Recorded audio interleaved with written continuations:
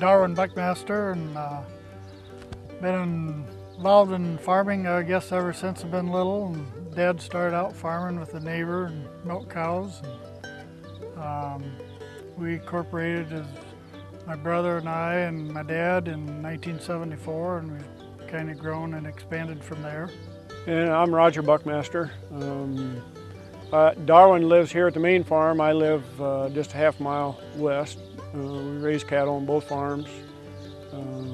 Right now we got about 250 head or close to it. And I do most of corn planting and field work and that kind of thing. I'm Jason Buckmaster. I guess I'm Darwin's son, and I do the spraying, and mainly corn and beans, and about 100 acres a week. I guess probably on average, maybe, I don't know if we do 2 applications a year, maybe. I guess beans, sometimes 3 applications.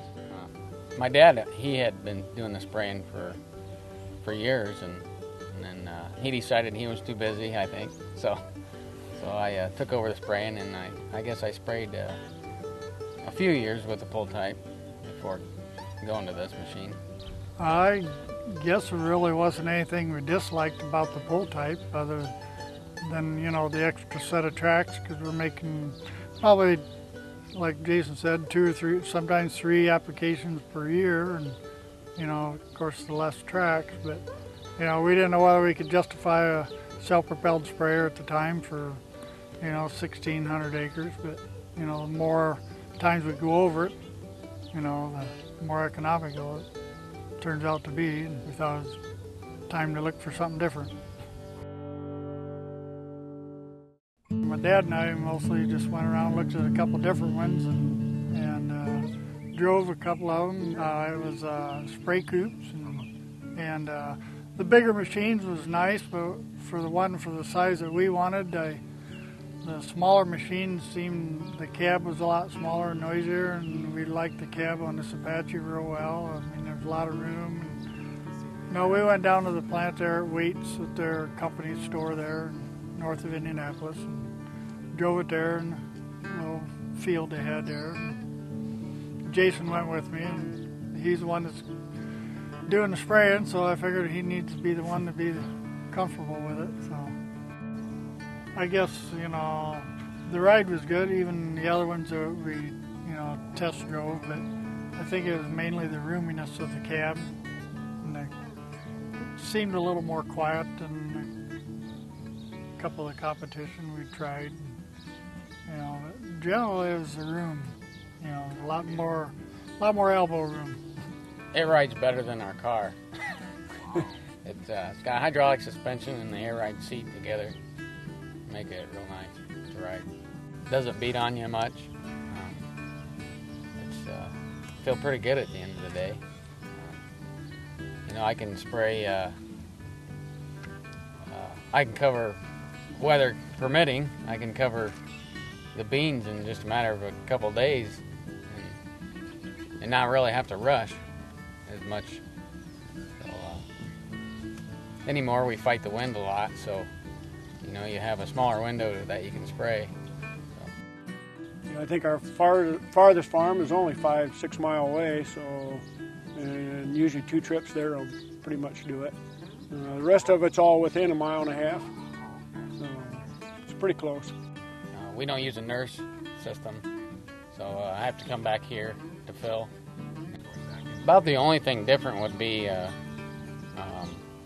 road speed. The only thing that would change that. Probably 7-8 mile an hour faster with this than the tractor. Right around 26, 27 mile an hour. It's not really time consuming so much. I'd say half hour, 45 minutes. Probably more road time than time you fill up. It don't take much time to fill up. Yeah. You know, what, 15 minutes you're filled up? Yeah. It's a lot less fuel, I think. Ground speed is faster. Wider booms. Yeah, 30-foot wider booms, from 60 to 90. This has fence row nozzles on both sides, so that's handy. I know Jason mentioned that times he's went through some soft spots. He says, I know I wouldn't have got through with the tractor and pull tight. But being up high and being able to see, you can see farther, you know, you're pointing across the road, you know, down the roads. And if you're spot spraying, you can see the weeds a little quicker. And I think, like Jason alluded, we can go faster also. You know, more capacity in the pump. Not saying we couldn't have done it on the pull tight, but with the tractor, I was ready to be done, and but I was in it a lot more hours because of the time. But I think that's what probably convinced us to buy the Apache, is mainly the comfort of the cab and the room. Ease of work, I guess it's pretty easy to work on. I have had a few problems with the booms, breaking the booms, but it's a fairly quick job. I know the parts that he had to have ordered. I know there's a couple cylinders we had to replace, and you know, they got them here within a couple days. You know, of course, it was all under warranty and everything, but it was no major breakdown as far as that goes. But you know, as far as the maintenance and that, I guess, really pretty maintenance free. Yeah. You know, just a few little things, but not. The service is excellent. Helping me over the phone, or getting back with me, you know, they're good. I guess our expense and upkeep on it's been relatively, you know, low, you know. Other than maybe the time Jason's had to weld a boom or change a cylinder, but, you know, like you say, some of that's been compensated for the parts, so, you know, probably as well as expected from any other company. I think it's really built well. You know, the engineering part is really good. The only bad thing about it, it's got a John Deere motor in it. We're all red, so. But other than that, I think it's a great machine.